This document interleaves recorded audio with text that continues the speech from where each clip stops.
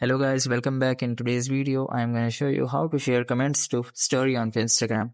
So it's pretty simple. Let's get started. So for that, you have to just simply open up Instagram application and make sure that you have updated your Instagram application from Play Store. So after making update, you have to just simply open up Instagram. So after opening up the Instagram, it will open up the Instagram homepage. From here, you have to just simply click on the open up any of your posts in which you want to made the comment to story. So you have to just simply open up the comment of the specific post. So for that we should have to open up the post. So I'm just opening the post from my profile by just scrolling down, and I think this is a profile.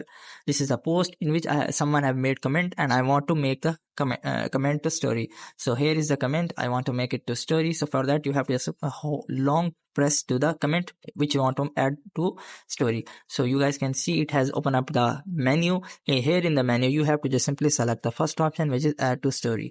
So after clicking on that, it will open up your Instagram story. So you guys Hey can fellow see, video creators, ready to elevate your edits? so you guys can see I have opened up the story of that comment with the post. So you guys can in this way add comment to the story. You guys can also hide the previous post by just swiping down and pinching from that, and you guys can also make it invisible.